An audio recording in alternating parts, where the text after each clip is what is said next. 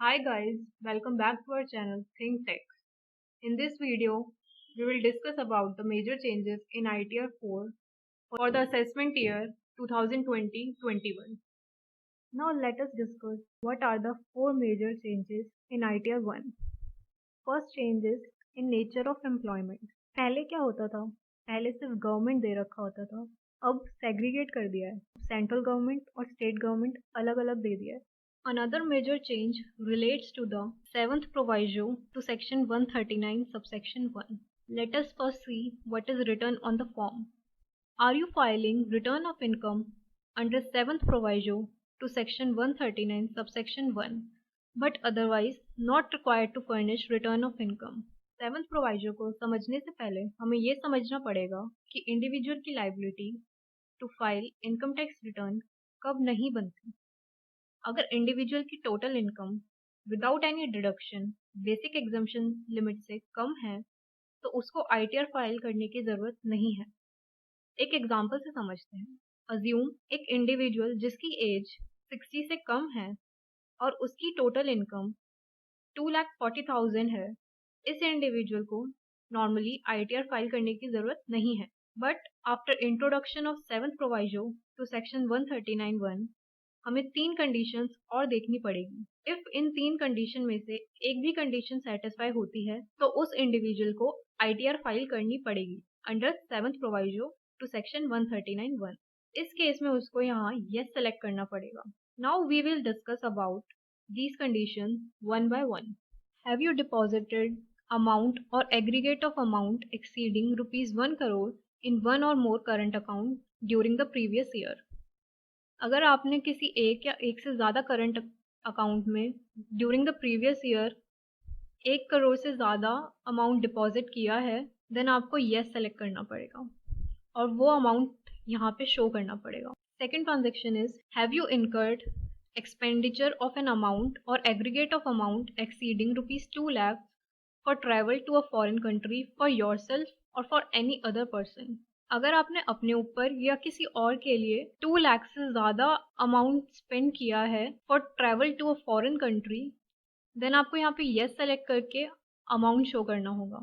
Third transaction is have you incurred expenditure of amount और aggregate of amount exceeding ₹1 lakh on consumption of electricity during the previous year.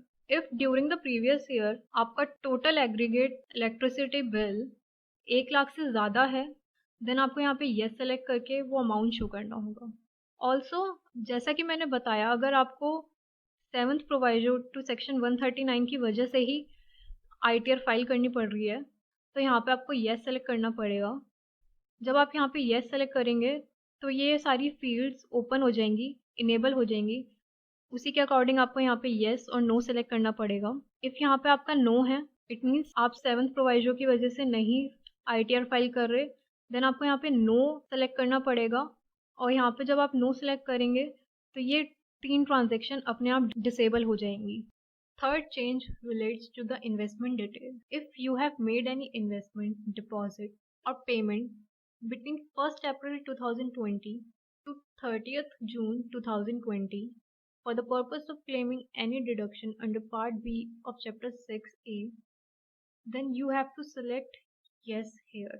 अगर आपने 31 मार्च 2020 तक कोई investment या payment नहीं करी बट इन 3 मंथ्स में दैट इज 1st April 2020 से लेके 30th June 2020 के बीच इन्वेस्टमेंट करी है for the purpose of claiming deduction under chapter 6 से तो आपको यहाँ पे येस सेलेक्ट करना होगा.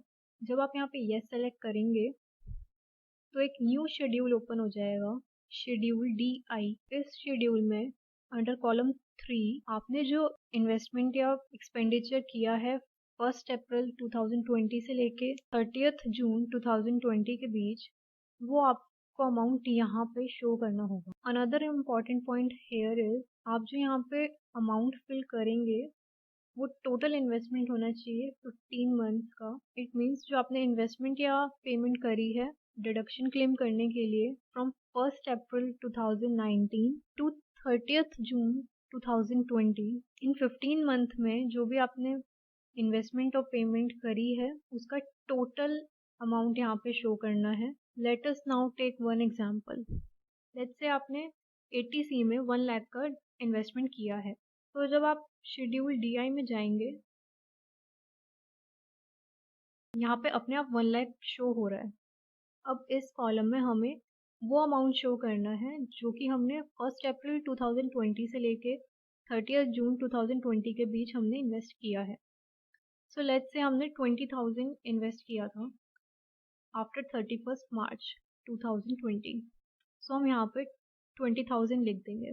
इसका मतलब ये हो गया कि 80,000 तो हमने 31 मार्च तक किया था इन्वेस्ट, और 20,000 हमने आफ्टर 31 मार्च बट बिफोर 30 जून 2020 किया है। बट यहाँ पे जब हमने लिखा वो हमने टोटल अमाउंट लिखा। सो वो शेड्यूल सिर्फ सेग्रीगेट करने के लिए है कि आपने 31 मार्च तक कितना इन्वेस्ट किया और 3 मंथ्स में कितना इन्वेस्ट किया। नाउ लेट्स से आपने 1,50,000 का इन्वेस्टमेंट किया है 80C में। तो जब आप शेड्यूल DI में जाएंगे तो यहाँ पे 1,50,000 ऑलरेडी शो हो रहा है। लेट्स से आपने पूरा 1,50,000 31 मार्च के बाद इन्वेस्ट किया है, दैट इज इन 3 मंथ्स में इन्वेस्ट किया है। सो आप यहाँ पे 1,50,000 अमाउंट शो करेंगे। Another main point under the investment detail is जो ये 80D का डिडक्शन है पहले यही शो हो जाया करता था, बट अब इसका भी एक न्यू शेड्यूल आ गया है, शेड्यूल 80D। सो आपको 80D की इंफॉर्मेशन यहाँ पे शो करनी होगी और यहाँ से वो अपने आप इस वाले टैब में आ जाएगी।